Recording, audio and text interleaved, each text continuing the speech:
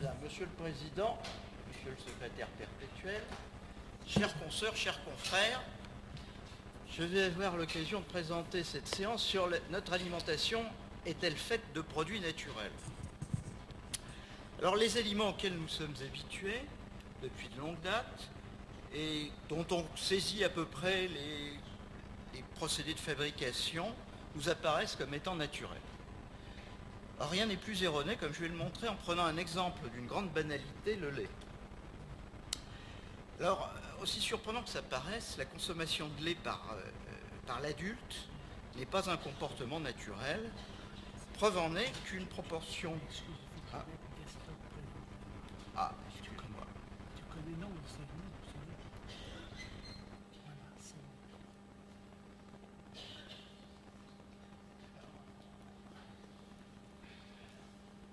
Bien, donc, aussi surprenant que ça paraisse, la consommation de lait par l'adulte n'est pas un comportement naturel.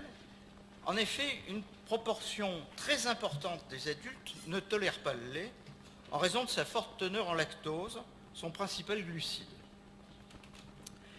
Il convient de rappeler que, biologiquement parlant, le lait n'est pas destiné à nourrir l'adulte, mais le nourrisson, non plus qu'il n'est pas adapté de manière optimale au métabolisme d'une autre espèce que celle qu'il produit.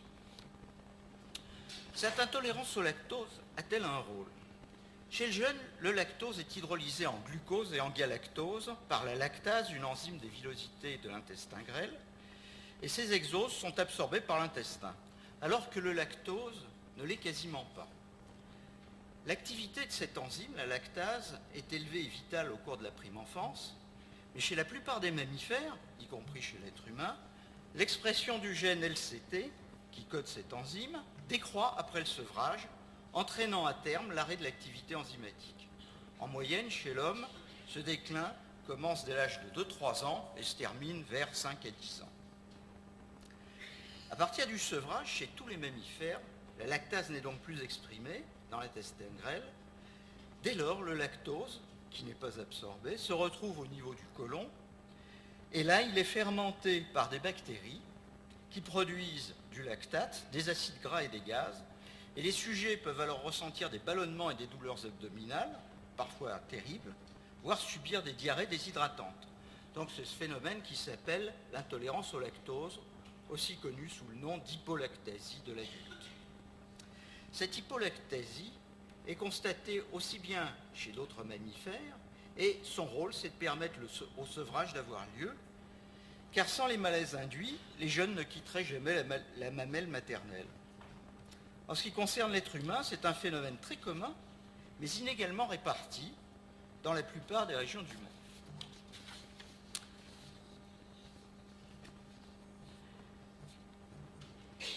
D'où vient cette hétérogénéité? En fait, c'est le résultat d'une adaptation génétique qui permet à certains êtres humains, en bonne santé, dont l'activité lactase persiste à un niveau élevé tout au long de la vie adulte, de consommer du lait. Des anthropologues ont remarqué que les groupes humains qui élèvent du bétail sont peu ou prou les mêmes que ceux qui peuvent boire du lait à l'état adulte. Les populations qui présentent la plus grande proportion de sujets tolérants se trouvent en Europe du Nord, chez leurs descendants d'Amérique du Nord et dans des tribus africaines, notamment chez les nomades assujettis au lait de la zone désertique arabo-africaine. En revanche, les tolérants au lactose sont extrêmement peu fréquents dans le reste du monde, notamment en Asie. En Europe, la fréquence des tolérants au lactose décroît régulièrement du nord au sud et d'ouest en est, partant de 90% en Suède pour atteindre 15% en Turquie. En France, on observe 80% de tolérants au lactose dans le nord et seulement 50% dans le sud.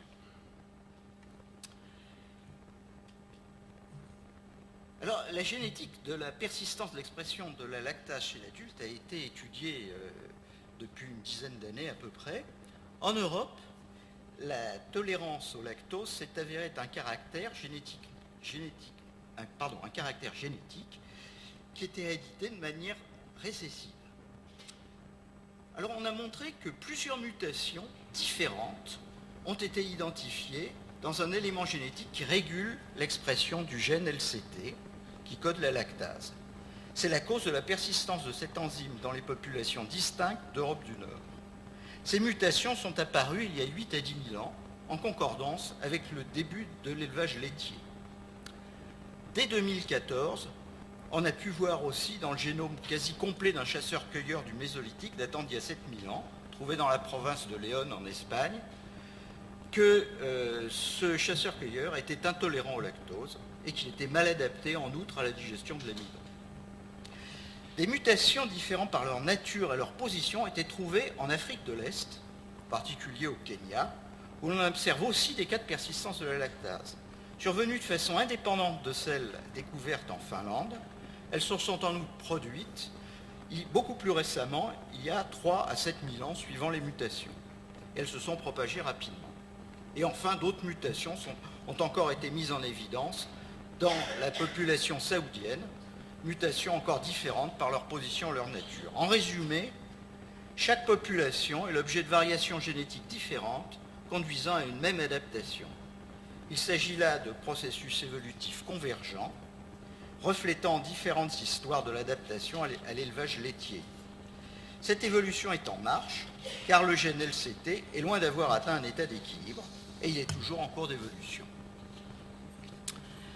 L'adaptation de l'adulte à consommer du lactose est typiquement un exemple de mutation révélée par l'innovation culturelle. C'est la pratique de la consommation du lait qui a créé la pression de sélection pour la tolérance au lactose.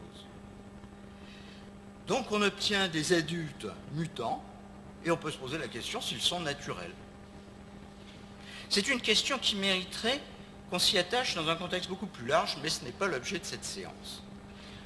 En effet, cet exemple de modification génétique du consommateur est relativement exceptionnel. On en découvrira certainement d'autres avec les études de génomique qui arrivent de façon massive maintenant, mais cet exemple était flagrant. En fait, depuis l'invention de l'agriculture, c'est l'inverse qui se passe. L'homme a adapté génétiquement les organismes producteurs d'aliments à ses besoins, opérant consciemment ou non une pression de sélection artificielle pour obtenir des organismes domestiqués, génétiquement transformés, bien loin de leurs ancêtres. Or, on peut voir sur cette diapositive, par exemple, des différentes variétés de choux qui, en fait, proviennent du même génome. Et à droite, un épi de maïs actuel comparé à la théocinthe, son ancêtre. Donc, on est bien loin d'espèces naturelles. Mais les transformations génétiques sont longues à obtenir, de façon à rendre des produits comestibles, à résider et résident encore dans leur transformation par des procédés variés, notamment la cuisson et la fermentation. Cette capacité exceptionnelle de l'homme à mettre en œuvre d'innombrables procédés technologiques présente des avantages indéniables sur l'adaptation génétique. Outre leur mise en œuvre rapide, l'avantage décisif tient dans la flexibilité de l'adaptation technologique qui permet des changements très rapides et des retours en arrière, contrairement à l'adaptation génétique, laquelle est codée de manière bien plus rigide dans le génome. En revenant au cas du lait, les adaptations technologiques ont permis le développement de l'élevage alors que l'intolérance au lactose était encore massive.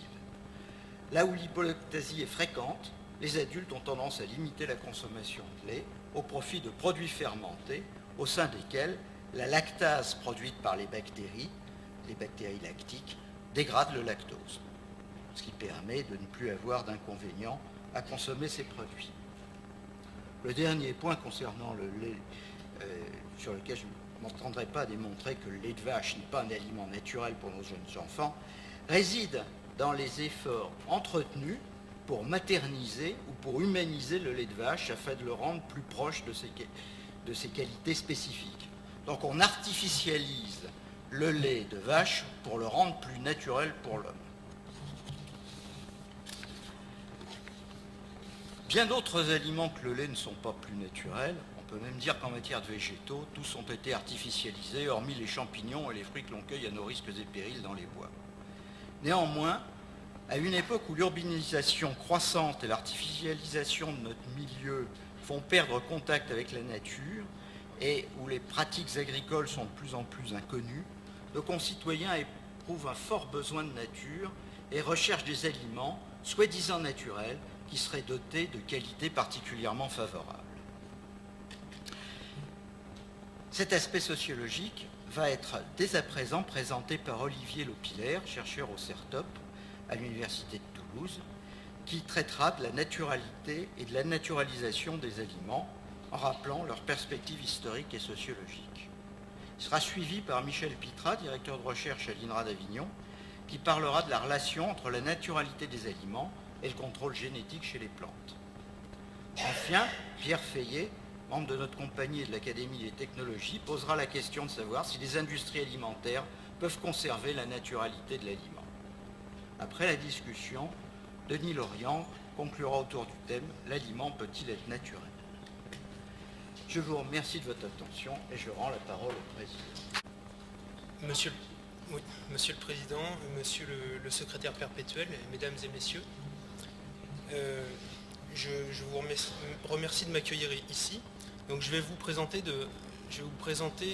une réflexion sur la naturalité et la naturalisation des aliments avec des perspectives socio-historiques et aussi philosophiques sur ces questions. Micro, plus haut. Ah, c'est bon ? Oui. Donc messieurs Lorient et Pernollet m'ont demandé de présenter ces éléments sur la notion de naturalité. Dans ma communication, je vais donc commencer par situer ce à quoi renvoie la notion de nature, une notion aussi centrale qu'ambiguë dans la vision moderne du monde. Comme nous le verrons, la définition du naturel doit en effet être considérée comme relative et polysémique.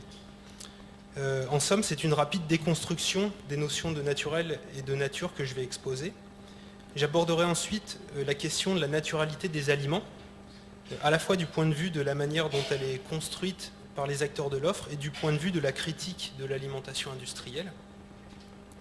Et puis je conclurai en plaidant pour considérer la valorisation du naturel comme une voie d'entrée particulièrement pertinente pour étudier l'alimentation contemporaine.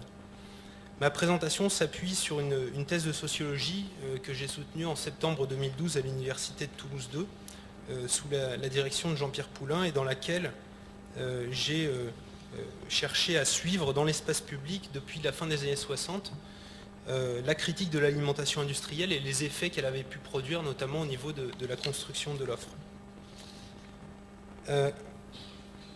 La nature est l'objet d'étude et le domaine des sciences qui sont considérées comme les plus légitimes, les sciences dites dures ou encore les sciences de la nature tout simplement. Elle est ce que ces disciplines objectives et elle est donc souvent synonyme de réalité objective.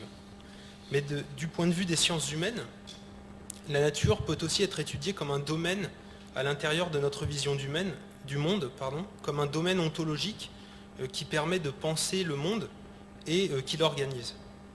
Il devient alors possible de faire l'histoire ou l'archéologie de ce domaine, et c'est ce qu'a proposé notamment, entre autres, Philippe Descola, anthropologue au Collège de France, qui retrace les grandes lignes de cette archéologie de la nature dans son livre « Par-delà nature et culture ».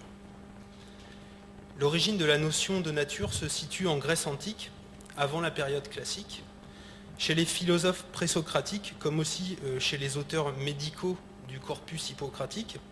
Le terme de physis commence à désigner le principe qui guide le développement et la composition des êtres. En cela, un pas est franchi par rapport à la lecture mythique du monde. C'est dans la physis des êtres qu'il faut aller chercher les causes de leur forme et de leur existence, et non plus dans l'action de forces divines ou mythiques. On parle par exemple de physis d'une plante, d'une maladie ou d'un être humain. Pour les auteurs hippocratiques, une maladie ne doit pas s'expliquer par le courroux d'un être mythique qui punirait une mauvaise action du sujet malade, mais par une conduite ou une cause extérieure qui aurait causé un déséquilibre dans le mélange des substances, des humeurs qui composent le corps. Mais ce n'est qu'un peu plus tard, avec Platon et surtout avec Aristote, que la notion de physis acquiert le sens de grand ensemble organisé, obéissant à des lois propres. Il s'agit alors pour la science de mettre au jour ces lois. L'ordre de la physis a été opposé par les Grecs à l'ordre du nomos, qui est l'ordre des règles organisant la vie de la cité. Et l'ordre du nomos était à la fois distinct et subordonné à cet ordre de la physis. C'est ce terme grec de physis qui sera traduit en latin par le terme natura et qui donnera ensuite le mot nature en français. La basse antiquité et le Moyen Âge, avec l'avènement du christianisme, puis la redécouverte des auteurs antiques, ont ensuite donné à l'homme une place à part. Cette place est marquée par la grâce divine transcendante au sein d'une création qui obéit aux lois propres à la nature. Dans cette vision, seul l'homme possède l'esprit. La période moderne est marquée par le détachement de ce que Descola décrit comme une petite région de l'être, d'où la nature est observée et objectivée, et d'où on peut aussi se figurer l'acte d'objectiver. On peut considérer que c'est depuis cette région de l'être que Descartes énonce son cogito. C'est de là qu'il dit « je pense, donc je suis ».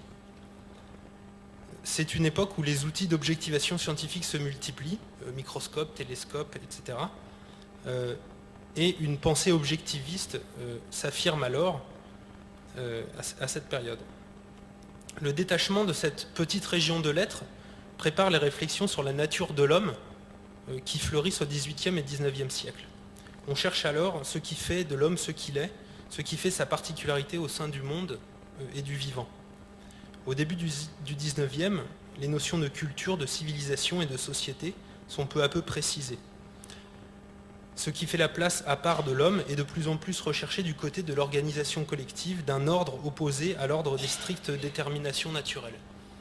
Et on en verra des expressions scientifiques à la fin du XIXe pour le terme de société dans l'œuvre d'Émile Durkheim et au tout début du XXe siècle avec la notion de culture dans l'anthropologie et en particulier dans le culturalisme américain avec l'œuvre de Franz Boas.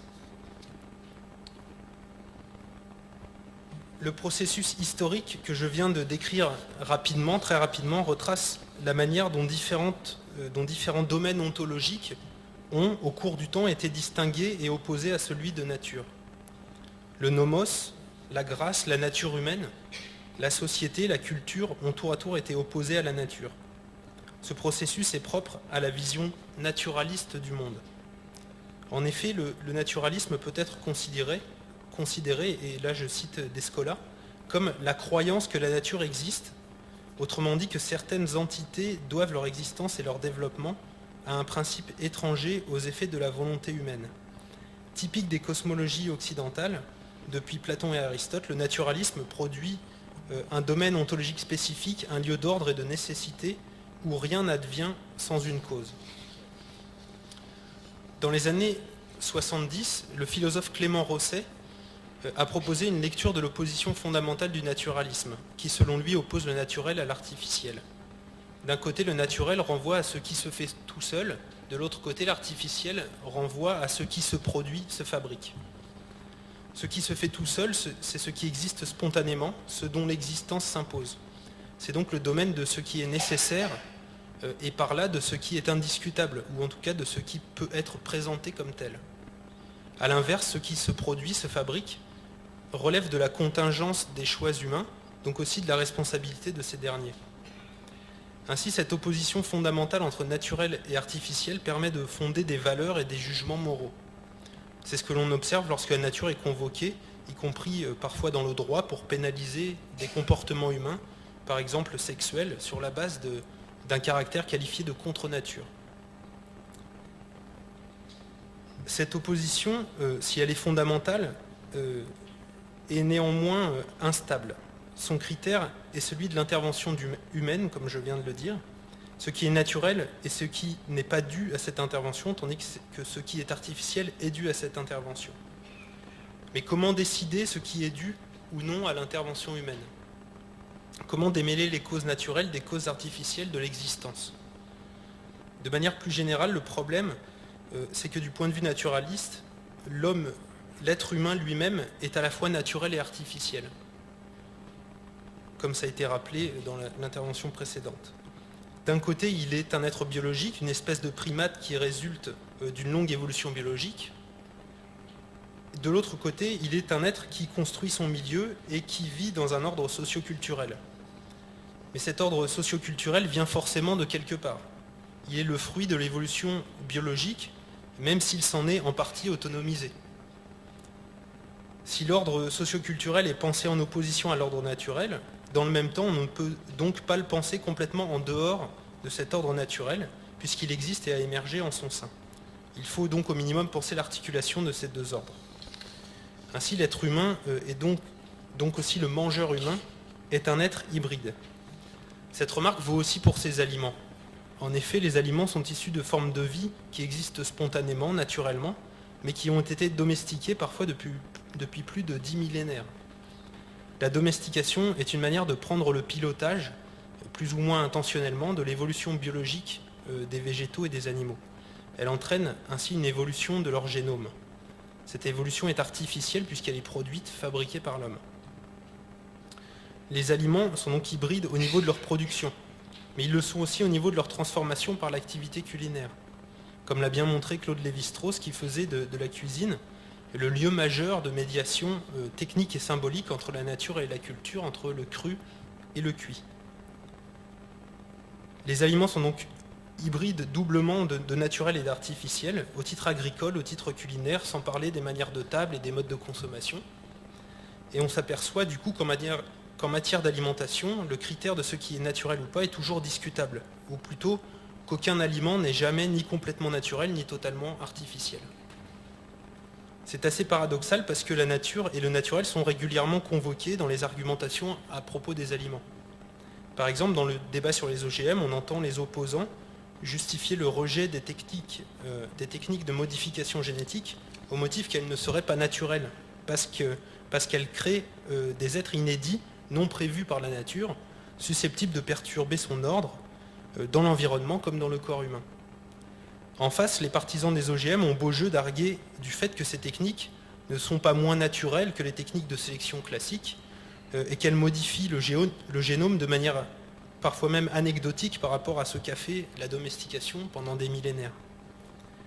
Le naturel est ici convoqué comme ressource argumentaire à l'appui de jugements, dans le but de rendre ces jugements indiscutables. Mais ces deux positions sont pourtant discutables selon l'endroit où on place le curseur de la naturalité. Ce caractère instable de la naturalité donne lieu à des débats savants comme ceux qui opposent le concept de naturalité biologique à celui de naturalité anthropique en sciences et en gestion de l'environnement. La naturalité biologique désigne la régulation spontanée d'un système environnemental. Plus le système est stable et autorégulé, plus il est proche de son organisation et de son fonctionnement originel, et plus la naturalité biologique est haute. La naturalité anthropique désigne quant à elle le niveau d'intervention humaine dans un système environnemental. Moins l'homme intervient, plus la naturalité anthropique est haute. Dans la pratique, ces deux types de naturalité peuvent se heurter, comme lorsqu'on se demande s'il faut intervenir pour supprimer une espèce invasive d'un environnement, c'est-à-dire faire baisser la naturalité anthropique en intervenant afin de faire augmenter la naturalité biologique en rapprochant l'environnement de son état d'origine, ou bien laisser faire l'invasion en pariant sur l'établissement à terme d'un nouvel équilibre autorégulé. D'une certaine manière, on retrouve l'opposition entre ces deux naturalités dans les diététiques alternatives que j'ai étudiées dans ma thèse et qui insistent sur une alimentation naturelle. Dans ces diététiques alternatives, une alimentation dite naturelle donc est présentée comme étant la plus convenable pour la nature de l'être humain et de son corps. En contrôlant ce qu'on mange, on contrôle aussi ce qu'on devient. De ce point de vue, manger naturel peut être considéré comme une manière de gérer la naturalité du corps. On trouve ainsi des normes diététiques qui insistent plus volontiers sur la naturalité anthropique, d'autres plutôt sur une naturalité biologique. Prenons le cas d'une de ces diététiques alternatives, l'instinctivorisme, qui a eu son heure de célébrité médiatique dans les années 80.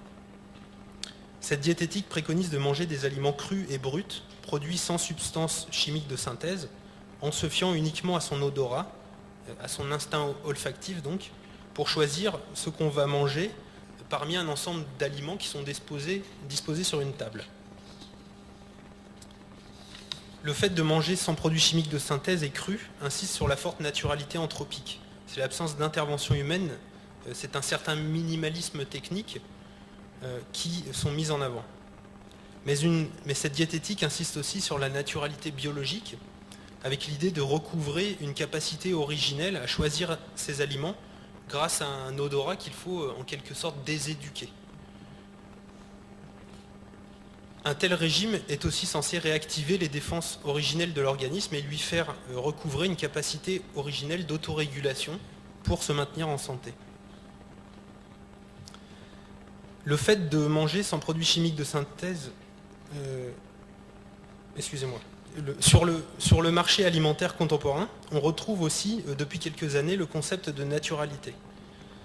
D'abord, depuis les années 2000, c'est un concept qui est théorisé par le marketing pour analyser des tendances et qui regroupe des produits, principalement des produits sans additifs chimiques de synthèse. La naturalité a donc d'abord été une notion utilisée dans les cuisines du marketing en quelque sorte, dans un sens proche des clean labels britanniques. Depuis quelques années, les acteurs de l'offre utilisent de plus en plus le terme de naturalité pour s'adresser directement aux consommateurs. Dans ma thèse, j'ai relevé différentes occurrences de l'utilisation explicite des termes de la famille de nature sur des emballages de produits alimentaires pour essayer de tracer les contours de ce qu'on peut appeler le travail de naturalisation des aliments. J'ai pu identifier 4 types de travail de naturalisation. On observe ainsi une polysémie du naturel. Un aliment peut être dit naturel de différentes manières, non exclusives les unes des autres d'ailleurs. Je me suis appuyé pour identifier ces types sur la sociologie de la justification proposée par les sociologues Luc Boltanski et Laurent Thévenot. C'est un cadre qui met en évidence différentes échelles de valeurs ou ordres de grandeur qui sont mis en œuvre pour juger, critiquer et évaluer dans la société contemporaine. Et c'est à ce cadre que font référence les qualificatifs de ces différents types. Le travail de naturalisation inspiré met en avant... Ça veut dire qu'il me reste que c'est fini ? 5 minutes. Le travail de naturalisation inspiré met en avant l'absence d'éléments jugés artificiels et l'abstinence de certaines interventions techniques. C'est à ce premier type que correspond la tendance naturalité identifiée par le marketing. Le travail de naturalisation domestique met en avant des modes de production inscrits dans un héritage, dans une tradition respectée. De ce point de vue, même des techniques peuvent être naturalisées, que l'on songe aux aliments qui sont souvent qualifiés de naturels et qui mettent néanmoins en jeu des techniques très complexes de domestication de micro-organismes comme les produits laitiers, le vin, le pain, etc. Le travail de naturalisation écologique insiste sur des modes de production respectueux de l'environnement. Enfin, le dernier travail de naturalisation est dit industriel parce qu'il est fondé sur l'efficacité pratique et sur la mesure objective. S'il peut sembler moins évident à première vue, il valorise des aliments nutritionnellement corrects en s'appuyant sur des arguments issus de la biologie de la nutrition, qui est une science de la nature. C'est donc bien une forme de naturalisation, mais qui ne se dit pas et qui reste souvent implicite. Ces différents types de travail de naturalisation peuvent être mis en relation avec des critiques communément adressées à l'alimentation industrielle, qu'il m'est impossible de développer ici.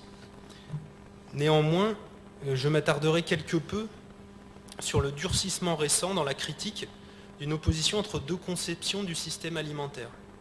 J'ai observé ce phénomène au travers de l'analyse des critiques développées dans l'hebdomadaire Le Nouvel Observateur, dont j'ai étudié les publications donc de la fin des années 60 à 2010.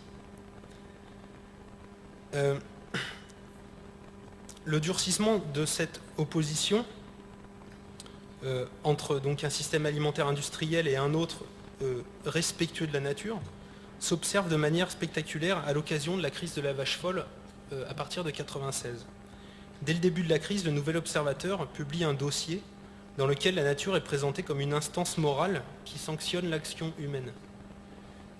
Comme en témoigne cet extrait, donc c'est le beefsteak qu'on donne aux convalescents et aux enfants chétifs. Si les bovins rendus carnassiers par l'homme, rendus fous par la course au profit, se vengent en nous empoisonnant, comment ne serait-on pas tenté de voir là une sorte de justice immanente, une revanche de la nature ? Donc, c'est tiré de son contexte, les journalistes modèrent un petit peu cette citation et reviennent dessus, mais vous voyez que la figure d'une nature qui sanctionne l'action humaine apparaît à cette occasion. Je vais passer très vite, mais c'est simplement pour montrer que dans le Nouvel Observateur, on observe une montée des occurrences des citations de la nature, du naturel, etc., à l'occasion de la crise de la vache folle. Et lorsqu'on étudie ces citations, ces occurrences de travail de naturalisation, ça permet de préciser les contours de cette opposition qui se durcit et dont je vous parlais. On peut observer qu'on a vraiment deux versions du système alimentaire qui se dessinent, l'un côté naturel, l'autre côté artificiel. Et bon, je ne vais pas détailler les différentes oppositions, mais toutes ces oppositions peuvent être observées à travers des citations qui sont présentes dans les articles et qui opposent vraiment deux visions de la manière dont on... Oui, je termine. Alors...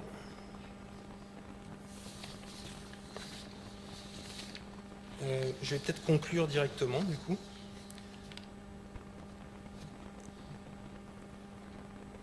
Alors, c'est donc dans ce contexte postérieur à la crise de la vache folle que se sont développées des alternatives concrètes à l'alimentation industrielle de masse. Certaines de ces alternatives, comme l'alimentation biologique, ont depuis été en quelque sorte digérées par l'industrie. La production biologique a été industriellement rationalisée et les grands acteurs industriels de l'offre proposent des produits biologiques. C'est aussi dans ce contexte que se sont développées toutes sortes de qualifications et d'arguments marchands, convoquant plus ou moins explicitement la nature et naturalisant les produits alimentaires. Et c'est aussi pour ça qu'on s'interroge sur ces questions-là aujourd'hui. Malgré le développement de ces alternatives et de ces qualifications rassurantes, ou en tout cas qui se veulent comme telles, le contexte de l'alimentation contemporaine demeure un contexte critique, dans le sens où les épisodes de crise médiatisée se succèdent. En grossissant le trait, on peut dégager deux grandes interprétations du face-à-face entre acteurs de l'offre et consommateurs dans ce contexte critique. La première oppose une industrie alimentaire incomprise à des consommateurs qui critiquent à tout bout de champ et qui veulent le beurre, une haute qualité, et l'argent du beurre, un prix le plus bas possible. La seconde interprétation oppose des consommateurs qui seraient dominés mais lucides à une industrie hégémonique et avide de profit. Mais l'idée d'un face-à-face pur et simple, de même que les procès faits aux consommateurs d'un côté, aux industriels de l'autre, ne sont pas satisfaisants. Les marchés alimentaires contemporains résultent plutôt d'une co-construction plus ou moins conflictuelle ou accordée entre les acteurs de l'offre et ceux de la demande, mais aussi ceux de l'expertise, de la décision politique, de la santé publique, etc. Au-delà de leurs intérêts divergents, la confiance est un bien qui est commun aux acteurs de l'offre et aux consommateurs. La naturalisation apparaît être une bonne voie d'entrée pour étudier la construction et la déconstruction de la confiance dans le contexte critique. Elle ne témoigne ni d'un machiavélisme manipulateur total de la part des acteurs de l'offre, ni d'une complète irrationalité des consommateurs, mais plutôt d'une volonté de séduction et de réassurance d'un côté, et de phénomènes de défiance critique de l'autre. Et au final, la naturalisation révèle des tentatives plus ou moins abouties de s'accorder sur l'identification des aliments qui, avant d'être bons à manger, doivent être bons à penser, comme l'enseignait Claude Lévi-Strauss. Je vous remercie. Merci. Mesdames et messieurs, bon après-midi. Donc je vais vous parler de ces aspects de domestication, de sélection et de contrôle génétique en m'appuyant essentiellement sur des exemples du domaine végétal, je ne parlerai pas du tout d'animaux, et encore plus précisément à l'intérieur des végétaux, je vais prendre des exemples surtout chez les fruits et légumes qui nous présentent de très bons exemples de domestication et de relation entre l'homme et son alimentation. Alors tout d'abord, une ou deux définitions.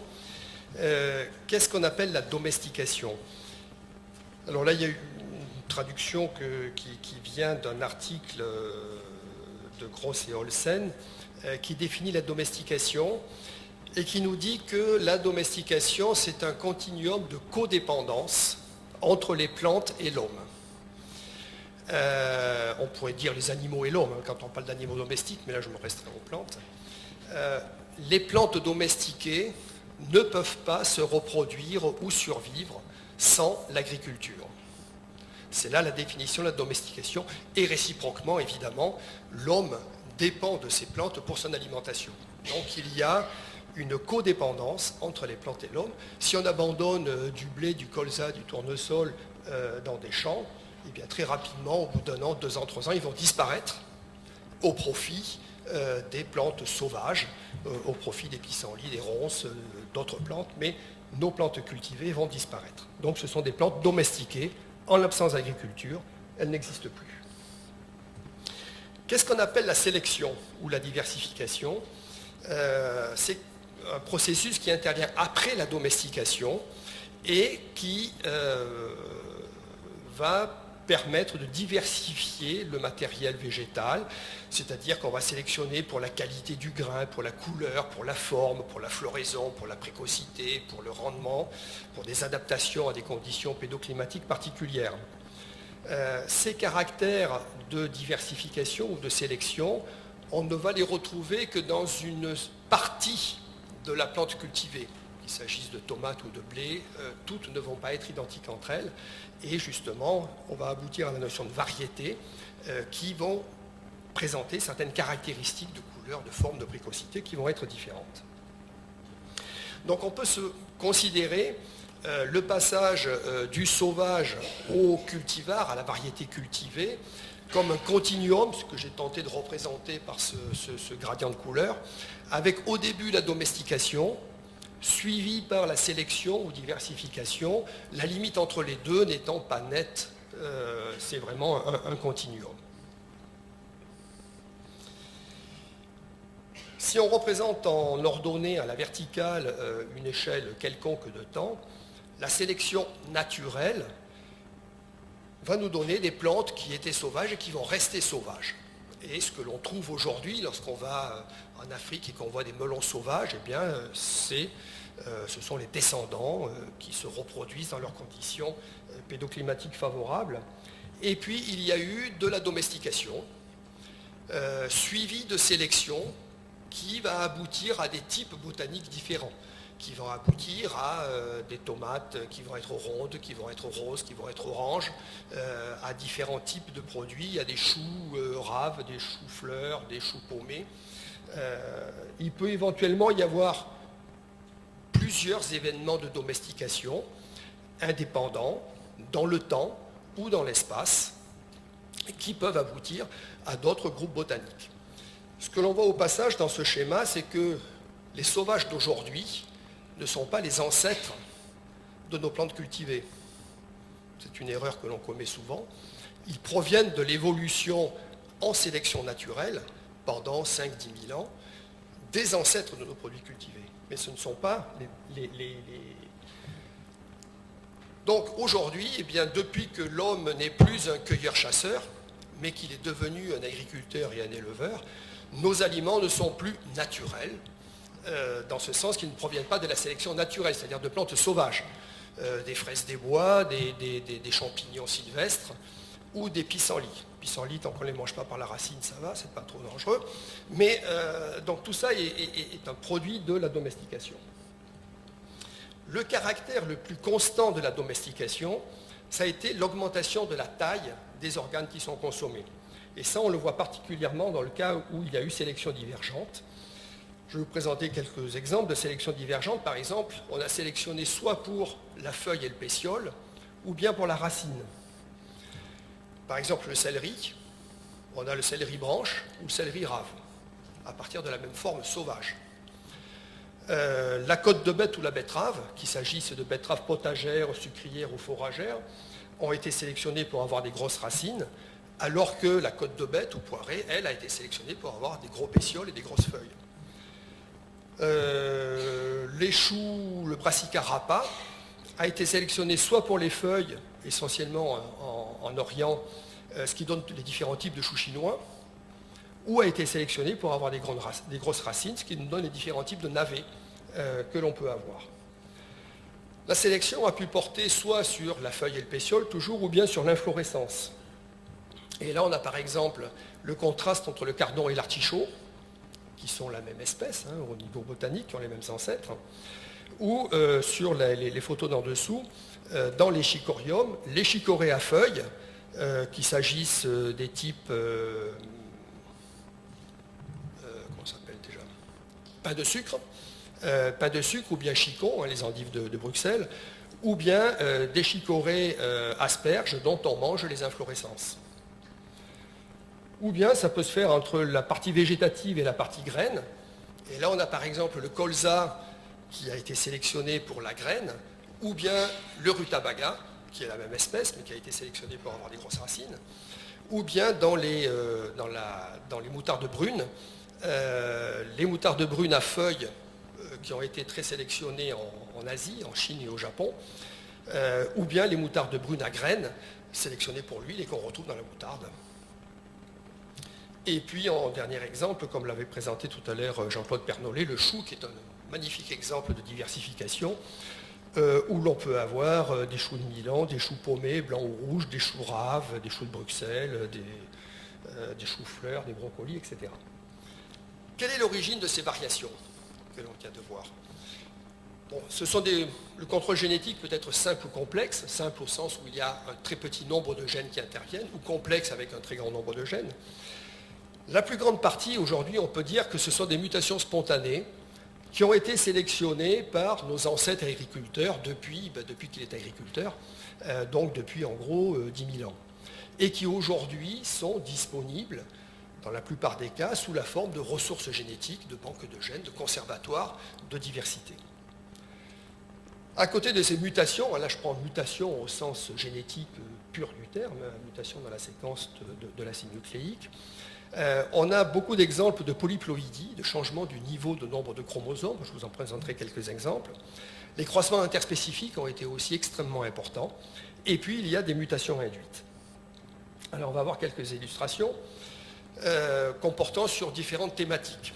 Alors, en premier exemple, pour sortir des légumes, parce que là, il y a un très très bel exemple, qui est celui du tournesol, dans lequel la mutation de teneur élevée en acide oléique a été obtenue par mutagenèse artificielle. Ça, c'est vraiment, je crois, dans l'agriculture actuelle, le plus bel exemple de mutation artificielle, donc de mutagénèse avec des produits mutagènes, qui ont été obtenus récemment et qui s'est répandu avec une très très grande rapidité, une très grande efficacité, qui porte sur la très forte augmentation de la teneur en acide oléique dans l'huile de tournesol. Pour de la qualité organoleptique, là je vous présente trois petits exemples rapidement. Un premier sur les oignons doux, qui est dû à la teneur en un produit qu'on appelle l'acide pyruvique. Là il s'agit d'un contrôle polygénique, il y a plusieurs gènes qui interviennent, ce n'est pas doux ou non doux, bien qu'il y ait un gène qui a un effet qui est plus important que les autres. Dans le cas du piment, vous connaissez les piments et ce qu'on appelle en français, on a tendance à appeler poivrons, disons les brûlants et les non brûlants, les doux et les piquants, on peut les appeler comme on veut. C'est dû à la présence de capsaïcinoïdes. Et là, le caractère est très simple, c'est un caractère monogénique récessif. Cette mutation récessive fait que les piments sont doux, alors que lorsqu'il y a l'allèle dominant, on a des piments piquants. Un troisième exemple qui porte sur les kakis, non astringents. Le kaki, normalement, quand il n'est pas mûr, il est très astringent. C'est impossible à manger, sauf lorsqu'ils sont à surmaturité, lorsqu'ils sont blés. Et l'absence de tanin est contrôlée par un caractère, là aussi, monogénique récessif. Quelques autres exemples dans un autre domaine, qui sont les facteurs antinutritionnels ou bien les produits toxiques. Il y a dans les formes sauvages des glucosides cyanogéniques, donc qui vont donner de l'acide cyanhydrique, qu'on va trouver par exemple dans les amandes douces, par opposition aux amandes amères, mais que l'on trouve aussi dans d'autres plantes comme le manioc, comme le sorgho, Là, dans tous les cas, enfin non pas dans tous les cas, dans le cas de l'amande, le contrôle est monogénique, c'est un seul gène qui intervient. Par contre, dans le cas du manioc ou du sorgho, là, la diminution de la teneur en composés cyanhydriques est sous contrôle de plusieurs gènes. Chez la pomme de terre, les glycoalcaloïdes, qui peuvent rendre la pomme de terre un petit peu dangereuse à consommer dans certaines conditions, est sous contrôle polygénique. Dans le cas des cucurbitacées, l'amertume, on la connaît en particulier chez le concombre, parce que c'est là qu'elle est encore présente. Il faut voir que dans les cucurbitacées, il y a deux grandes sous-familles, si je peux dire. Il y en a une partie qui sont extrêmement toxiques pour l'homme. Ce sont les cucurbitacines que l'on va trouver dans les courges, que l'on va trouver dans les pastèques. Et celles-là sont très toxiques pour l'homme. Elles ont été éliminées tout de suite, dès la domestication. On la rencontre dans les formes sauvages, mais aucune forme domestiquée de pastèque ou de courge ne présente des cucurbitacines. Par contre, il y a d'autres cucurbitacines qui donnent simplement ce goût amer, mais qui ne sont pas toxiques pour l'homme. C'est celles que l'on trouve par exemple dans le concombre. Il n'est pas dangereux de manger des concombres amers. On peut le trouver désagréable, mais ce n'est pas dangereux. Ce qui fait que pendant très longtemps, on a continué à consommer des concombres amers, et on en trouve encore sur le marché. Et ce n'est que dans les années 50 que des chercheurs hollandais ont fait le pari en disant s'il n'y a pas de cucurbitacines dans les parties végétatives, en particulier dans les cotylédons de concombre, il n'y en aura pas dans le fruit. Donc qu'est-ce qu'ils ont fait? Ils ont embauché des étudiants, ils leur ont fait manger des cotylédons de concombre. Et sur 10 000 cotylédons de concombre testés, il y en a eu un qui n'a pas été amer. Heureusement, ils avaient gardé l'autre plante, ils l'ont auto-fécondé. Ils ont vérifié que dans la descendance, le fruit n'était pas amer, et c'est de là que proviennent aujourd'hui tous les concombres non amers. Dans les vitamines et les antioxydants, deux exemples, un qui est connu depuis longtemps, qui est celui du bêta-carotène, donc qui donne la couleur orange de la carotte. On connaît les carottes oranges, mais il y a eu des efforts pour augmenter cette teneur en bêta-carotène. Et il y a des variétés américaines qui ont été sélectionnées qui contiennent 3 fois plus de bêta-carotène que les carottes que l'on a l'habitude de consommer. On sait que le bêta-carotène, c'est le précurseur de la vitamine A, qui est intéressant pour l'homme. Un projet qui est un petit peu plus récent concerne les glucosinolates, en particulier les sulforaphanes du chou brocoli, qui seraient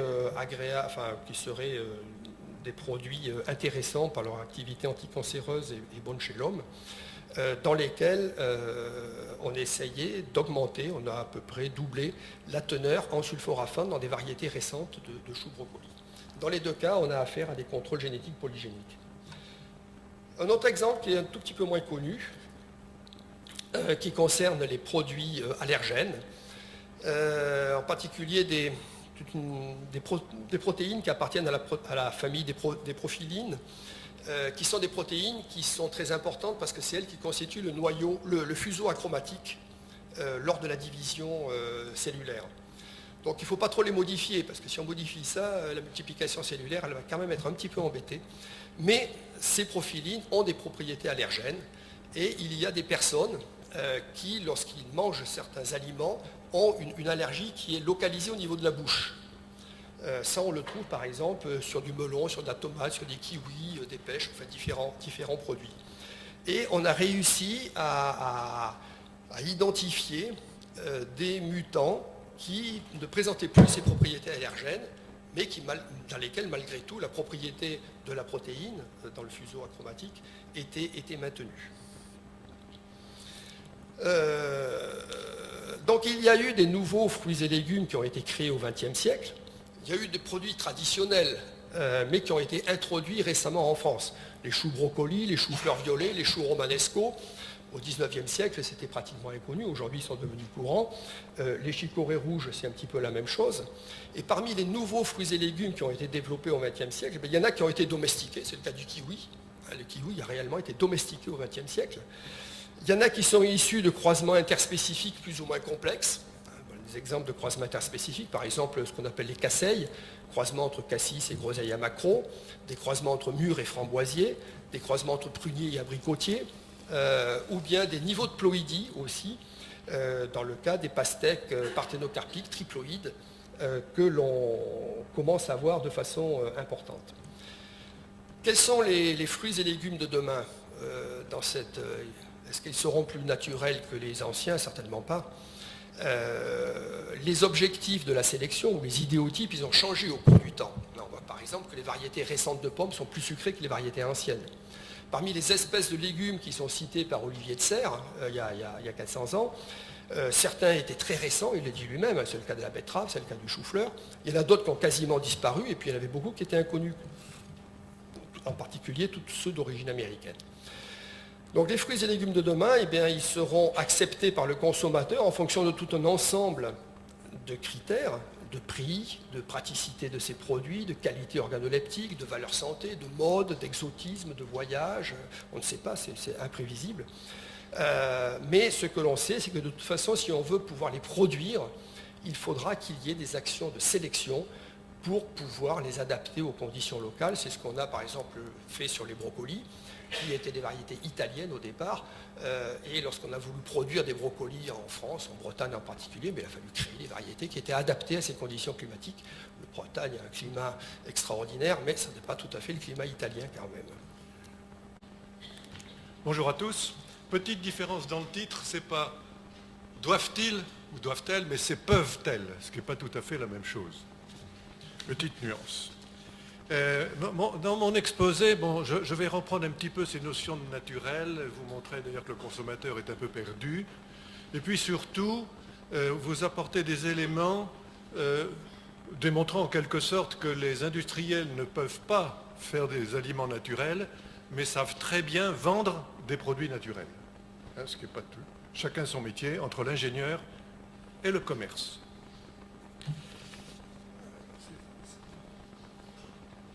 Alors, si on interroge les consommateurs, on entend souvent dire les consommateurs veulent du naturel. Bien, j'ai là deux sondages. Le premier qui a été fait à l'initiative de l'ANIA, l'Association nationale des industries alimentaires, et l'autre à l'initiative d'associations de consommateurs. Vous voyez, le résultat, il est complètement différent. Alors, je ne sais pas comment ont été posées les questions, mais quand on voit la difficulté de définir le naturel qui nous a été très bien montré dans le premier exposé, il n'est pas étonnant que selon la question, la réponse puisse être différente, mais je me garderai bien de dire aujourd'hui, les consommateurs veulent absolument du naturel. Hein. D'ailleurs, quand on va dans le détail, notamment du deuxième sondage, on voit que la première demande, c'est le prix, hein, qui détermine la cause d'achat. Puis ensuite, il y en a un certain nombre. Le naturel vient en 5e ou 6e position. Donc, le naturel, le consommateur, il ne sait pas trop. Mais alors, pour préciser ce que peut être le naturel, on peut d'abord invoquer justement ces associations de consommateurs ou ces groupes de consommateurs qui défendent le naturel. Et voici par exemple ce que nous dit l'association Centre Nature et Santé, et qui fait la liste de ce qui est naturel et ce qui ne l'est pas. Alors le pain complet, pour elle, est naturel, le pain blanc ne l'est pas. Les légumes frais sont naturels, les légumes en conserve ne le sont pas, on comprend mieux. Les jus de fruits sont naturels, etc. Les viandes grasses ne sont pas naturelles, les viandes maigres le sont. Bon, je ne sais pas pourquoi, je ne sais pas quels sont les critères. Mais ce qui est sûr, c'est que ces types d'informations ont une incidence sur les conditions d'achat, chacun se disant c'est le centre et nature et santé, ça c'est bien, voici ce qui s'appelle pour eux le naturel, donc j'achète plutôt ceci que cela. Autre appel, c'est celui à la chimie, que nous disent les chimistes. L'acide ascorbique, on l'obtient par fermentation, on l'obtient en pressant un jus de citron. Les voies de synthèse de l'une et l'autre sont aussi complexes. Quand je regarde ce qui se passe dans le métabolisme du citron pour fabriquer de l'acide ascorbique à partir du glucose, c'est naturel, mais le consommateur va nous dire c'est horrible ce système de fabrication. Et la voie du fermenteur est un peu est aussi, ni plus simple ni plus compliquée, c'est celle qui est sur la droite, on passe par des intermédiaires différents, mais là ce n'est plus naturel. Donc faire appel à la chimie pour dire ceci est naturel ou ceci ne l'est pas n'est probablement pas une bonne référence. Alors, dernier appel, je vais appeler la DGCRF, qui en la matière d'alimentation est la Bible. Alors, il n'y a pas de règlement officiel, il n'y a pas de loi, il n'y a pas de normes, il n'y a pas de directive sur le naturel ou le pas naturel. Par contre, comme la DGCRF était interrogée par ses inspecteurs qui avaient des plaintes de consommateurs qui leur disaient « Mais attendez, c'est vraiment naturel ce qui est marqué ?» Et donc il y a une directive qui est partie de la direction centrale vers les inspecteurs. Alors ce n'est pas un texte officiel, mais c'est un texte normalement appliqué. Et la DCRF nous dit, 2009, est naturel ou pas selon que les procédés que l'on utilise modifient les caractéristiques essentielles du produit en lui faisant perdre à ces denrées alimentaires cela ferait perdre le bénéfice de la valorisation de caractère naturel. Ce qui transforme beaucoup fait que le produit final n'est plus naturel. Alors là, je me pose une question. Qu'est-ce qui est naturel ici? Le café soluble, café vert, torréfaction, extraction, liqueur de café, lyophilisation, café soluble, que je peux comparer au café que je fais chez moi en prenant un café torréfié que je vais percoler à travers avec de l'eau chaude et je vais avoir un petit café. Est-ce que c'est ça qui est naturel? Est-ce que ceci conserve les propriétés de départ? Ou est-ce que c'est le pain qui est naturel en disant est-ce que le pain est vraiment gardé les mêmes propriétés que le blé? Selon la DGCCRF, ce qui est naturel, ce n'est pas le café, c'est le pain. Pourquoi? Parce que utiliser de la lyophilisation, ce n'est pas naturel. Par contre, cuire et fermenter, c'est naturel. Voici les critères de la DGCCRF. N'est pas naturel, s'il y a une synthèse chimique, on peut comprendre. Lyophilisation, je me demande pourquoi. Ultrafiltration, interestérification, génie génétique surtout, bien sûr. Ionisation, dont on sait à quel point ça n'a peu d'incidence sur la composition finale du produit. Donc voici les critères qui ont été choisis. Comment? On ne sait pas. Peut-être d'ailleurs, il me semble qu'il y a Jean-Jacques Bamnet qui est là. Lui, il pourra peut-être nous dire qu'il avait travaillé dans président de commission il y a quelques années dans ce domaine. Voilà. Donc, je suis un petit peu perdu là-dedans pour savoir ce qu'il faut faire. Donc, on arrive à la conclusion suivante. Il est totalement impossible de définir ce qu'est un aliment naturel. On ne peut pas le définir de manière légale. D'ailleurs, c'est pour ça qu'on n'a pas de définition. C'est une notion qui varie et qui diffère en fait selon les individus. Moi, je peux considérer que quelque chose est naturel et mon voisin va le considérer comme non naturel. Ce qui fait que les industriels ont une très grande marge d'appréciation et que c'est à chacun de se faire l'idée qu'il souhaite du caractère naturel ou non naturel d'un produit. Donc ça, c'est les premiers éléments, mais je voudrais insister un petit moment sur le politique.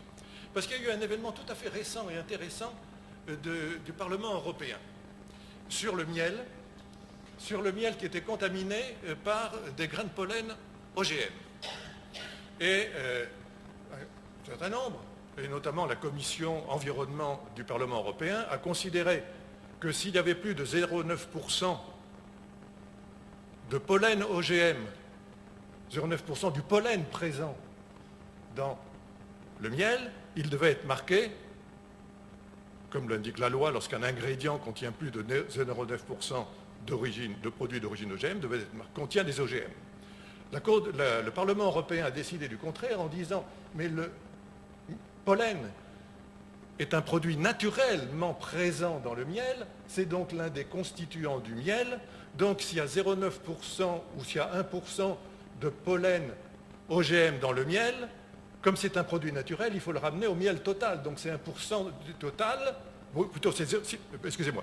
Si c'est 0,9%, 1% du pollen, c'est beaucoup, beaucoup moins du miel. Donc si j'ai 1% de miel de pollen contaminé, je suis en fait à 0,01% de produits OGM dans le miel. Donc, comme c'est naturellement présent, ce n'est pas un ingrédient.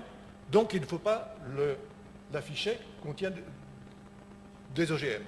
Et c'est ce qui a été voté en assemblée plénière par le Parlement européen, aux grandes dames des écologistes qui voulaient qu'on considère que le pollen était pas naturellement n'était pas un produit naturel du miel. Donc la loi, les politiques, sans trop le savoir, ont eu quand même à débattre de ce caractère naturel ou non naturel des produits. Donc on trouve d'ailleurs pas mal de jurisprudence alors au cas par cas de ce qui peut être considéré comme naturel ou pas naturel. Les vins doux naturels, par exemple, obéissent à une législation bien précise. Et il y a d'autres écoles. Alors, je ne vais pas insister là-dessus, mais nos ancêtres, c'est la deuxième partie sur l'industrie alimentaire, après avoir vu que la notion naturelle est bien confuse, nos ancêtres ont appris à traiter les produits de la nature pour mieux se nourrir. Ils les ont fait cuire. Bon, on nous a appris que c'était le propre de l'homme que de faire cuire son alimentation, contrairement aux animaux. Il nous a appris à le conserver par le salage, le fumage, à le rendre comestible. Certains produits, on l'a déjà vu, je ne vais pas insister là-dessus, le manioc qui contient des substances dangereuses pour la santé, les légumes secs avec le rhamnose, la fève avec d'autres substances dangereuses. Donc ils ont appris à rendre consommables, soit par cuisson, soit par trempage, soit par fermentation. Tout naturellement, ils ont traité leurs produits pour les rendre acceptables par l'homme. Et personne d'ailleurs aujourd'hui des consommateurs qui sont pour le naturel ne vont s'inquiéter de ce fait qu'il y a eu ce type de traitement. Et puis ensuite est arrivé le froid et les conserves, mais aujourd'hui, comme il faut bien nourrir les villes, on ne peut pas nourrir les villes sans l'industrie alimentaire. Et vous savez comme moi que l'urbanisation se développe de manière galopante dans le monde. On doit être aujourd'hui à 60% de la population mondiale, on doit être à 50% qui est urbanisée actuellement, 60% en 2030, 70% en 2050. Pour nourrir les villes et les mégapoles de 20 millions, 30 millions d'habitants, il faudra l'industrie alimentaire. Et dire qu'on a besoin de l'industrie alimentaire, c'est qu'on a besoin de conserver les aliments, les stabiliser sur le plan de leur texture, de leurs arômes, de leur goût, et sur le plan de la stabilité microbiologique pour éviter le développement de fermentation, de pathogènes, etc. Et pour faire cela, il n'y a pas deux solutions, il n'y en a qu'une. Dans la majorité des cas, c'est l'utilisation d'additifs, il y en a actuellement 350, et effectivement, mettre des additifs dans les aliments, pour le consommateur, c'est rendre ce produit non naturel, artificiel, et si artificiel, dangereux pour la santé. Le raisonnement est rapidement fait. Et quelques exemples, mais je ne vais pas insister non plus là-dessus, vous les connaissez bien, des agents de texture, on en trouve partout, des conservateurs, des colorants. Alors le colorant, moi ça me pose un peu souci, parce que le colorant, c'est le consommateur qui ne concevrait pas qu'un sirop de menthe ne soit pas vert, mais pour qu'il soit vert, on ajoute le colorant vert. Ça a été fait d'ailleurs très longtemps par Colgate avec le dentifrice, quand il a lancé son dentifrice à la chlorophylle. Pour qu'il soit à la chlorophylle, il fallait qu'il soit vert, donc on mettait un colorant. Et puis, grande innovation, quelques années plus tard, c'était un dentifrice à la chlorophylle qui ne tachait pas, dans lequel on n'avait plus mis de colorant vert, il était blanc, et donc c'était un grand progrès. Donc là, il y a un certain nombre de produits. Donc les colorants, moi, je me pose parfois des questions. Pour le reste, les conservateurs, les agents de texture, on ne peut pas s'en passer. Mais le marketing est là. Son but, c'est de vendre, c'est de promouvoir une alimentation naturelle, donc traditionnelle, donc bonne pour la santé, qui soit conviviale, qui fasse plaisir et qui cache l'innovation. Moi, j'ai un discours un peu récurrent pour m'inquiéter de ce que l'industrie alimentaire passe son temps à cacher son innovation, à cacher le fait que c'est une industrie de haute technologie. Elle en a peur, et je suis persuadé que si elle communiquait, non pas telle entreprise, mais institutionnellement, sur le fait qu'elle était une industrie de haute technologie, peut-être que le regard que porterait le consommateur sur de nouvelles techniques qu'il découvre un jour ou une autre serait différent. Et en fait, je vous ai cité ici, extrait d'Horace, une petite phrase qui est pour moi finalement qui pourrait être la devise du marketing alimentaire. Alors si on peut en donner la traduction littérale, c'est chasser la nature à coups de fourche, elle reviendra toujours en courant. Que vous connaissez bien sous la forme chasser le naturel, il revient au galop. Et moi, que je traduis ici pour les marketeurs, mes amis les ingénieurs, ne vous inquiétez pas, vos aliments, je vais les rendre naturels. Hein, c'est un peu ça qu'ils nous font. Donc c'est un peu leur devise. Et comment opère-t-il? Eh bien, il y a d'abord une solution qui est plus technique d'ailleurs que marketing et qui est très à la mode aujourd'hui, c'est ce qu'on appelle le clean process pour un clean label. Le clean process, c'est la mise au point de procédés de fabrication, de stabilisation des aliments, d'élaboration des textures,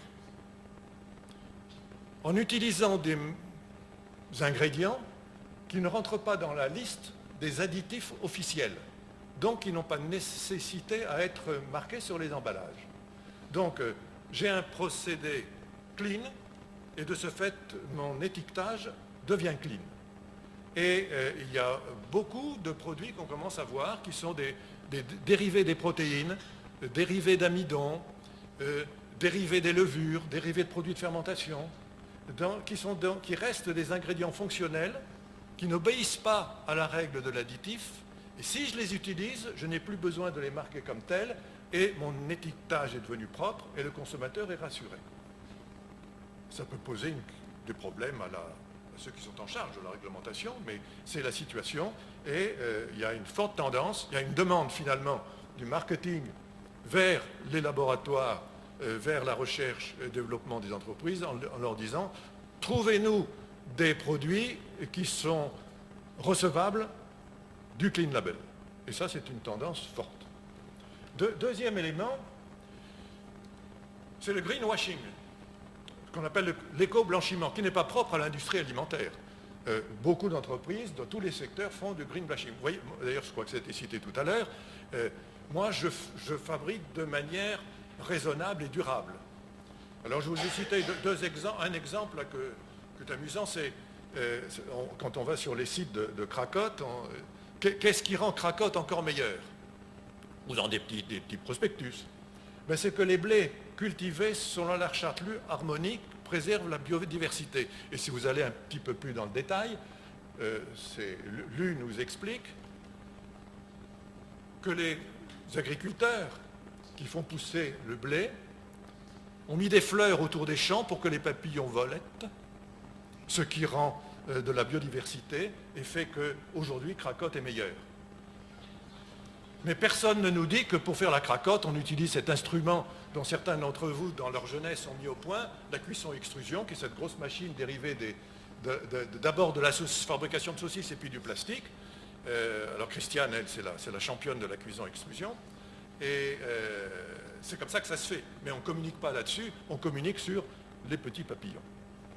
D'autres exemples, ils sont nombreux. C'est Casino, qui communique sur le fait que sa marque Terre et Saveur protège l'environnement. Pourquoi? Parce qu'elle respecte le milieu, je ne dis pas trop comment, les besoins naturels des plantes et des animaux, et que la quantité de CO2 émise par chaque produit est indiquée, ce qui n'a pas grand sens en fait, parce qu'on ne sait pas vraiment comment le mesurer. Et d'ailleurs, ça n'a pas marché. Hein. Le consommateur, il ne comprend rien, ça. Et Dieu merci. Mais ils ne sont pas les seuls, parce que Casino non plus. Quand vous interrogez des gens chez Casino, ils ne savent pas. Parce que moi, je me suis amusé, je suis allé à la caisse, ah, c'est machin. Bon, ils ne savent pas à la caisse. Et puis ça, c'est une autre nature. Alors là, on joue sur les mots. C'est Savane qui dit recette nature. Alors ça veut dire que c'est un produit nature. Un yaourt nature, on sait ce que c'est un yaourt dans lequel il n'y a pas de fruits dedans. Alors la Savane nature, elle s'oppose à Savane qui contient des fruits confits dedans. Là, il n'y en a pas. Mais on joue là-dessus parce qu'il y a même d'autres publicités. Bon, ici, on voit quand même derrière les antilopes. Hein. C'est nature. Donc, on joue sur le terme. Donc, ça devient légal parce que c'est une recette, c'est un produit nature sans fruits. Mais néanmoins, pour le consommateur, on lui dit c'est nature comme la savane. Hein. Donc, voilà. Alors que vous voyez la composition, bon, moi, je veux bien que ça soit nature. Mais enfin, moi, je ne leur en veux pas du tout qu'il y ait ça dedans. C'est bien, ça fait un bon produit, ça conserve les propriétés. Mais...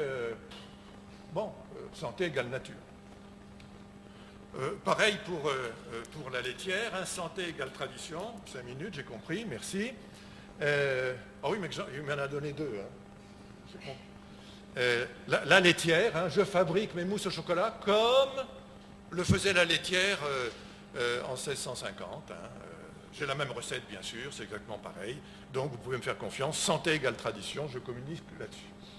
C'est plus subtil pour les fromages. C'est plus subtil pour les fromages. On vient d'avoir un petit exposé sur le lait, mais en voilà un autre exemple. Vous savez probablement qu'aujourd'hui, la majorité des fromages en Europe et dans le monde sont faits avec de la chymosine qui n'est pas extrait de la caillette de veau, comme c'était traditionnel. Vous connaissez tous ça, à partir du schéma qui est ici. Et le grand virage, ça a été la vache folle, hein, surtout pas de produits venant des bovins. Et donc, on a récupéré le gène de l'estomac de veau qui code pour la chymosine, on l'a introduit dans des micro-organismes fermenteurs, et on a de la chymosine qui est de la chymosine obtenue à partir de fermenteurs et de micro-organismes génétiquement modifiés. Bon. Ce qui est intéressant, donc ça, vous avez à peu près 90% de fromages qui sont faits comme ça actuellement. Mais ce qui est intéressant, c'est comment ça est utilisé. Ça est utilisé par les Anglais de la manière suivante. Ce fromage que je vous vends, il est adapté pour les végétariens. Pourquoi? Parce que la chymosine ne vient pas du veau. Donc c'est pour les végétariens.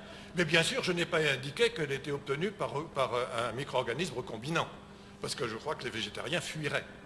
Donc c'est une récupération d'une information qui a été faite pour vendre le naturel. C'est convenable pour les végétariens, voici ce que vous voulez. Et je vais conclure.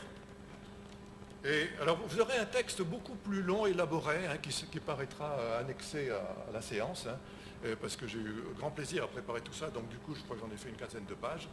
Il revient aux professionnels de gérer, et ça me paraît important, l'apparente incompatibilité, je dis bien apparente, hein, entre une demande pour une alimentation saine et donc naturelle, c'est là où l'apparence se manifeste, et le recours aux technologies les plus récentes tout au long de la chaîne alimentaire. Il faut que l'industrie alimentaire, que le système alimentaire, hein, celui qui part du champ et qui va jusqu'en nos assiettes, que le système alimentaire arrive à faire comprendre aux consommateurs, au terme d'une longue pédagogie probablement, et au niveau collectif et non pas d'une société ou d'une entreprise particulière, qu'il est absolument impossible de se nourrir aujourd'hui en évitant les additifs, sans faire appel à des procédés de transformation, que c'est indispensable, et que ça donne des produits qui, sur le plan de la santé, sur le plan du plaisir, sur le plan de la convivialité, sont aussi bonnes. Alors là, il y a un gros effort de pédagogie que, quand on en parle aux dirigeants des entreprises, il ne dit pas question, étant sous le contrôle du marketing, et je comprends parce que c'est eux qui vendent. Nous, ce que l'on veut, c'est vendre, et on vendra du naturel, on ne vendra jamais de la technologie dans notre secteur. Seul grand secteur industriel qui cache cette technologie, au contraire des ordinateurs, du ménager, de la voiture, qui tous communiquent sur la technologie. Nous, on continue encore dans notre monde à communiquer sur le naturel. Je vous remercie.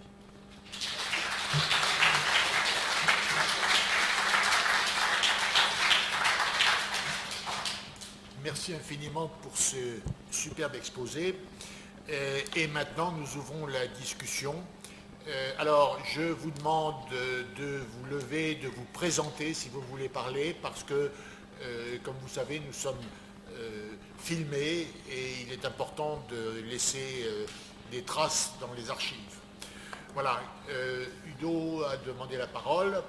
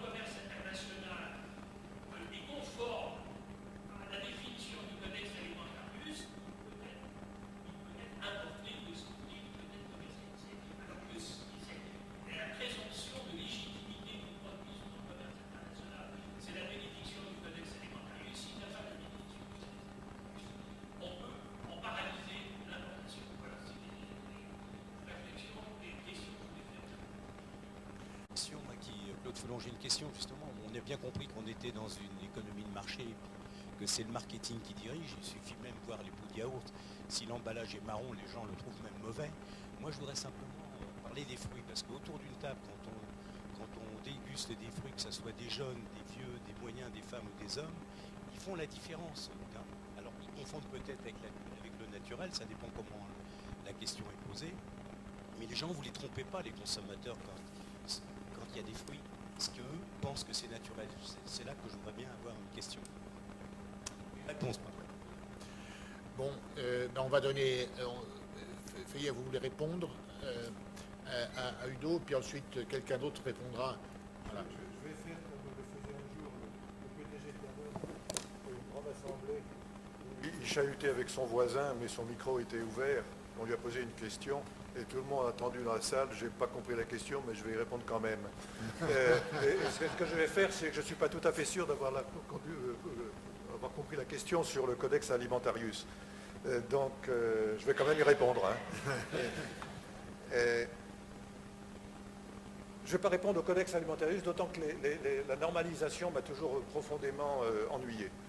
Donc, je connais mal ces questions-là. Par contre, en termes d'autorisation par rapport à ce qui est naturel ou pas naturel, il est très clair qu'aujourd'hui, on l'a rappelé d'ailleurs tout à l'heure, qu'une pomme de terre, avec les glycoalcaloïdes qu'elle peut former lorsqu'elle est conservée dans certaines manières, ferait qu'aujourd'hui, si c'était un aliment nouveau, passant sous les fourches codines de la réglementation des novel foods, on n'autoriserait pas la culture de pommes de terre en Europe.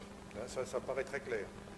Le kiwi, s'il était arrivé maintenant, au lieu d'être arrivé il y a une dizaine d'années, comme un certain nombre de personnes, et je parle sous le contrôle de mon collègue, mais je crois que c'est vrai, provoque des allergies, c'est un produit qui ne serait pas autorisé aujourd'hui en Europe.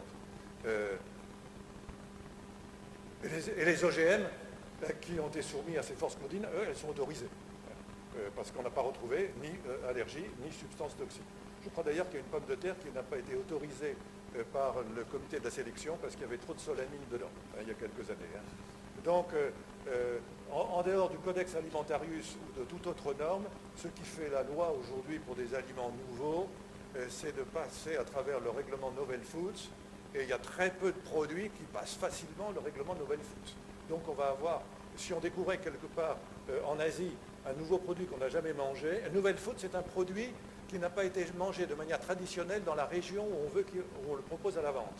Donc si quelque chose vient d'Asie qui a été mangé pendant des générations par des Chinois ou des Japonais, si ça n'a pas été mangé par des Européens, il faudra qu'il passe la réglementation Novel Foods et très probablement il ne sera pas accepté.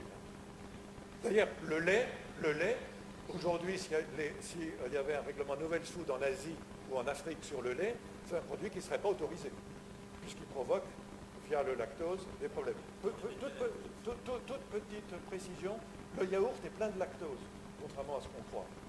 Le yaourt est plein de lactose, mais il est plein de bactéries lactiques qui n'ont pas eu le temps d'agir parce que le yaourt est fabriqué à froid. Par contre, lorsqu'on l'avale, le bactérie lactique se trouve à 37 degrés, il se plaît et il commence à cracher de la lactase et on transforme le lactose en les deux sucres correspondants. Mais contrairement à ce qu'on croit, et qui est dit très souvent, le yaourt ne contient pas de lactose, ne contient du lactose en grande quantité. Merci. Alors, qui veut répondre à la deuxième question?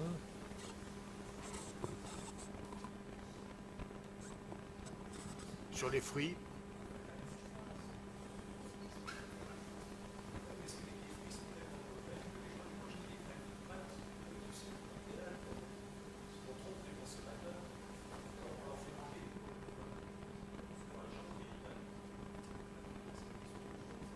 Donc, ouais, disons la qualité organoleptique, hein, c'est ça le cœur de votre question, c'est sur la qualité organoleptique d'un fruit, dépend d'un certain nombre de critères. Il dépend de la variété, il dépend beaucoup du stade de cueillette et du post-récolte, la température à laquelle il a été conservé, font que globalement aujourd'hui, les ménages français vont faire leurs courses une fois par semaine. Le vendredi après-midi, le samedi matin. Et ils veulent manger des fruits frais tous les jours. Donc, les filières de production et de commercialisation se sont orientés vers des produits de longue conservation. Aujourd'hui, vous avez des tomates. On arrive aujourd'hui au concept d'affinage de la tomate, d'affinage du melon. C'est-à-dire qu'un melon ou une tomate, quand ils sont rouges, enfin dans le cas de la tomate, à maturité, disons, sur la plante, ne sont pas encore à leur optimum organoleptique. Il leur faut 4, 5, 8, 10 jours pour arriver à leur optimum organoleptique. Donc, mais toutes les variétés, évidemment, ne s'y prêtent pas à ce matin. Et ce qui se passe, malheureusement, je suis tout à fait d'accord avec vous, dans la pratique, c'est que des fruits peuvent être récoltés avant maturité, ou alors là, ils n'ont pas la teneur en sucre, les arômes, parce qu'ils se conservent plus longtemps, et ce qui fait qu'on va arriver à des produits qui, je suis tout à fait d'accord avec vous, sont tout à fait infects. Un de très bons exemples, c'est le cas de la tomate, avec les tomates de longue conservation, les toutes premières, la variété qui s'appelait Daniela, qui avait été mise sur le commerce, qui est une tomate, c'est dangereux une tomate comme ça, parce que vous la laissez tomber sur le pied, vous vous cassez le pied avec. C'est vraiment, c'est extrêmement ferme, ça se conserve très très longtemps, mais l'évolution de la voie de biosynthèse de l'éthylène qui va ensuite provoquer le développement des arômes à partir des caroténoïdes est complètement bloquée là-dedans. Et donc il n'y a plus aucun développement d'arômes en dehors de la texture qui est extrêmement désagréable parce qu'elle est trop ferme. C'est une tomate à cuire, mais évidemment, ce n'est pas du tout un produit à consommer frais. Donc, et aujourd'hui, dans la tomate, par exemple, on arrive à 2 sous-espèces, pratiquement. On arrive à de la tomate pour l'industrie, ou de la tomate à cuire, disons, qui va servir à faire du ketchup, qui va servir à faire de la tomate entière pelée, ou que le consommateur va acheter mais pour faire cuire, et puis de la tomate pour le marché de frais, que l'on va pouvoir manger en salade, que l'on va pouvoir manger crue. Chose qui est tout à fait typique du XXe siècle. Hein, la tomate, c'est le légume, fruit-légume, typique du XXe siècle. Au XIXe siècle, on ne mangeait pratiquement pas de tomates. Au milieu du XIXe siècle, sur le marché de Paris, on vendait plus de pissenlits que de tomates. C'est un produit qui est extrêmement récent et jusqu'au début du XXe siècle, on l'a mangé uniquement cuite. Il n'était absolument pas question. La salade de tomates, qui aujourd'hui est le produit naturel par excellence, hein, vous savez, vous ramassez une tomate, un petit peu de sel dessus, ça c'est la nature. Ça c'est quelque chose qui est typique du XXe siècle, de la deuxième moitié du XXe siècle, c'est quelque chose d'extrêmement récent. Donc je suis tout à fait d'accord avec vous. Hein. Pour avoir un fruit de bonne qualité organoleptique, il faut qu'il ait été produit et conservé dans de bonnes conditions, mais il ne faut pas aller faire ses courses une fois par semaine pour ça. Alors moi je suis Louis-Olivier de la section 3 des animaux. Je voudrais chipoter un peu sur l'exposé de M. Pitra, que j'ai beaucoup apprécié sur le fond, j'ai appris énormément de choses, la diversité merveilleuse des diverses plantes qui ont été domestiquées. C'est la distinction qu'il fait, mais il me dira qu'il n'a pas beaucoup insisté là-dessus, entre domestication et sélection. Je pense qu'on peut dire, sans trop se hasarder, que la domestication, dès le début, a impliqué une sélection. Darwin parlait de sélection inconsciente, je crois, suivi ensuite de sélection consciente. Donc dans les schémas où il présente un embranchement, on pourrait aussi bien faire partir l'embranchement totalement du bas. Je me suis bien exprimé.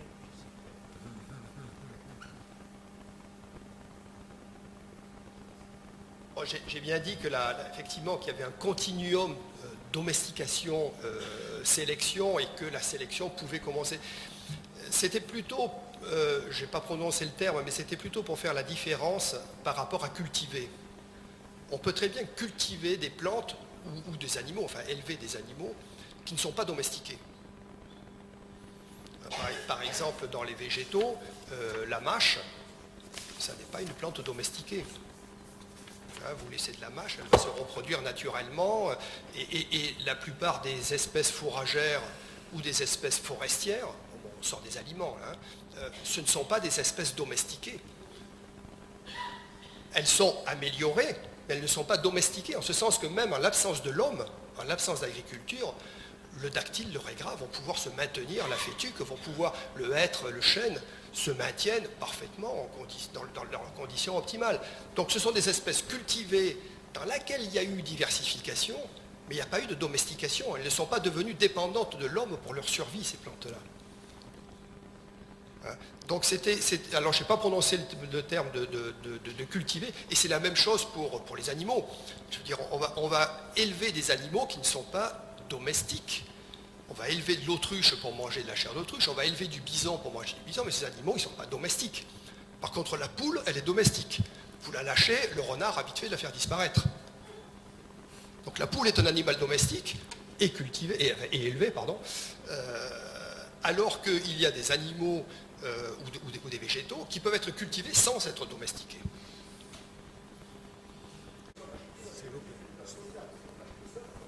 Dans les processus de sélection moderne, et dans le domaine que je connais un peu mieux, celui des oléagineux, vous suggérez, pour le tournesol oléique et le colza sans acier des Russie, que ces processus seraient issus de mutagénèse provoquée. Ça n'est pas exact. Peut-être la mutagénèse provoquée peut le faire pour le tournesol, mais les tournesols qui ont été oléiques, qui ont été diffusés, ont été choisis dans des populations à la biodiversité russe, à partir des populations russes. Et le colza sans acide russique a été trouvé dans une population de colza lié au fourragé par les Canadiens. Ceci pour dire, c'est un petit reproche que je fais aux améliorateurs des plantes, qu'ils sont cachotiers et quelquefois désagréablement cachotiers sur l'origine de leur source. Et il ferait bien aussi de s'inspirer de traçabilité, d'éthique de traçabilité sur les sources des nouveautés qu'ils sélectionnent. C'est assez général, ça. Ça passe? Bon, ça ne fait rien. Bon, alors si l'on s'en tient à la définition stricte de la naturalité, qui exclut toute intervention de l'homme, on l'a vu, aucun aliment, pas plus que tout ce qui concerne ou qui peut l'entourer, peut revendiquer le qualificatif de naturel. L'homme n'a-t-il pas, à grande échelle et sur le long terme, une influence sur le climat et sur tout ce qui en dépend? Néanmoins, comme l'a très bien défini Olivier Lepillère, on pourrait considérer plusieurs niveaux de naturalité, ce qui pourrait permettre de donner différentes définitions de l'aliment naturel selon la façon dont il a été produit ou transformé,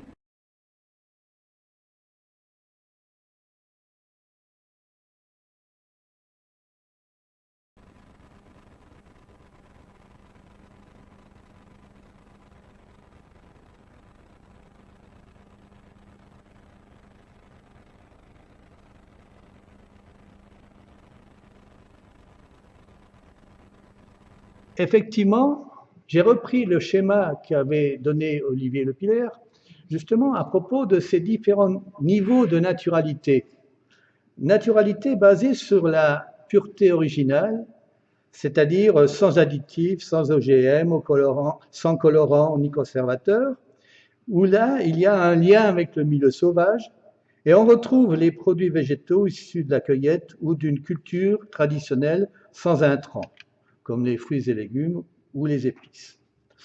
Il y a aussi la naturalité basée sur la justification domestique et sur la production traditionnelle, comme le label rouge ou l'AOC. On retrouve ici essentiellement des productions animales et à degré moindre végétales de transformation issues de régions soucieuses de valoriser leur terroir, et également, comme par exemple les fromages, les viandes ou les vins. Une naturalité basée sur le respect de l'environnement, où il y a effectivement la production, la mise en avant de l'économie d'énergie, de la limitation des déchets et des limitations des produits nocifs lors de la fabrication. Et puis enfin, il y a la naturalisation basée sur la naturalité basée sur la naturalisation industrielle. Et dans ce cas, il y a la mise en avant de l'expertise scientifique et technique des producteurs, nutrition, alicaments, probiotiques. Alors bien sûr, nombreux sont les aliments qui peuvent être identifiés dans plusieurs types de naturalité.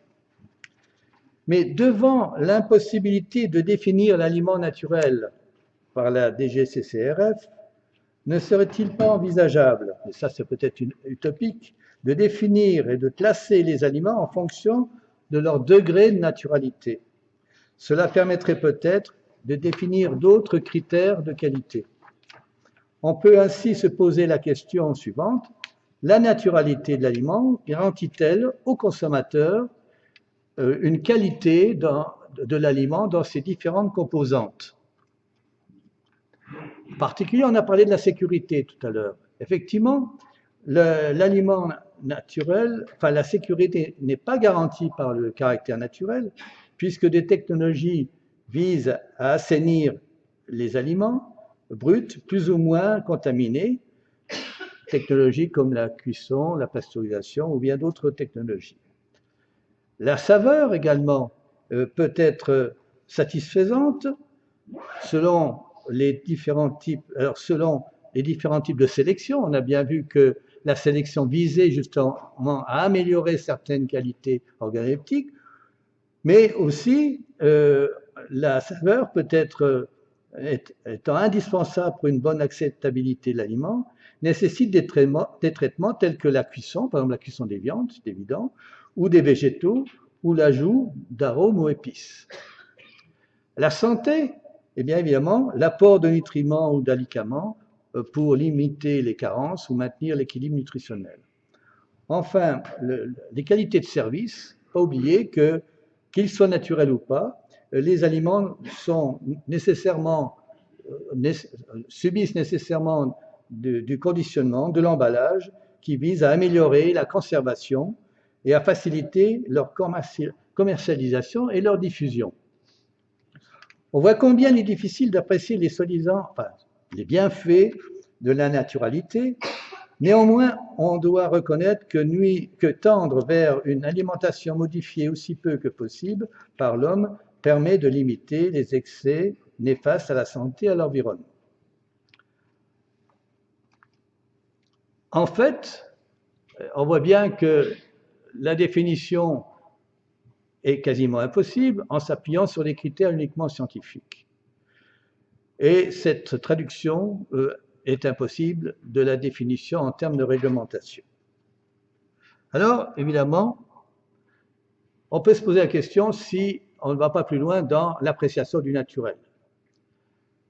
Ce serait, on pourrait dire, un mythe qui renforce le lien social. Alors pourquoi? Tout simplement parce que chez certains, il existe une véritable obsession du retour à la nature, ce qui existait déjà au XVIIIe siècle avec Rousseau et Goethe, quand Rousseau disait « Tout est bon sortant de la nature, tout dégénère dans les mains de l'homme ». Il s'agit donc plus d'un sentiment que d'un fait démontré. Chez d'autres consommateurs, c'est l'obsession de la tradition. C'est la garantie d'une vie paisible et chaleureuse à la campagne. Chez certains amoureux de la nature, c'est l'acceptation de plus en plus réduite du progrès scientifique et de la science, même un rejet de l'industrie. Il y a une préférence pour les activités, et on le voit bien même dans l'orientation des étudiants actuellement, des activités liées plus à l'environnement, à l'humanitaire ou à la communication. On relève aussi parmi les comportements irrationnels les interdits qui, outre ceux d'origine religieuse, peuvent apparaître lors de campagnes contre certains aliments. Il y a quelques années, on avait développé une réflexion sur la campagne anti-lait, dont M. Guéguen se rappelle bien, et je pense que là, il y avait véritablement, c'était l'irrationnel qui l'emportait. Le lait était considéré comme un poison qui provoquait un certain nombre de pathologies. Et là, il y a eu de nombreux ouvrages qui sont apparus, de la part en particulier de médecins. Certains, alors bien sûr, il n'y avait pas véritablement d'expérimentation, c'était uniquement des appréciations qui étaient jugées en fonction de certains cas d'espèce, mais qui n'avaient pas été véritablement scientifiquement évaluées. Alors, la nature peut aussi devenir un argument lors du développement de certaines disciplines, telles que la naturopathie, qui se traduit par une alimentation hypotoxique, essentiellement végétarienne. Alors, hypotoxique, ça veut dire donc avec peu de toxiques dans l'organisme, et qui également met l'accent sur l'hygiène alimentaire. En France, alors d'ailleurs, il y a des associations de naturopathes qui sont même, la profession de naturopathe existe, elle est tolérée en France, mais non reconnue. Alors que dans les pays du nord de l'Europe, c'est une pratique qui est très largement répandue. La nature il existe aussi une croyance que la nature est toujours bienfaisante et paradisiaque, plus rassurante que la science. Pourtant, on a vu, elle peut devenir dangereuse si, justement, il n'y a pas des traitements appropriés. La nature a une image attrayante sur le plan commercial. Et on le voit bien à travers le développement du bio, qui, véritablement, le mot nature est un mot magique, comme d'autres mots sont des mots qui font peur, comme le mot chimique.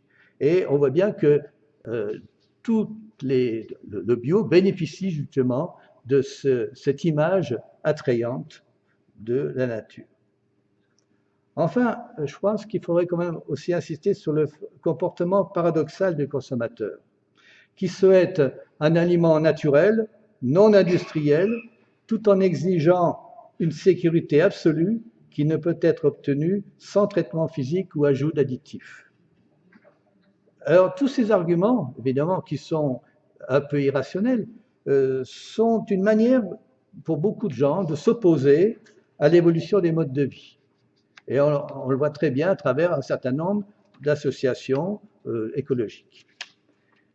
Alors, pour conclure, on voit bien que la définition de l'aliment naturel serait un rêve devant l'impossibilité de le définir avec précision et d'y associer une réglementation stricte. C'est donc au consommateur, par sa formation et par diverses informations, de se faire une idée de la validité des diverses allégations sur la naturalité de l'aliment dans le but de se nourrir sainement et en éprouvant du plaisir. Merci pour votre attention.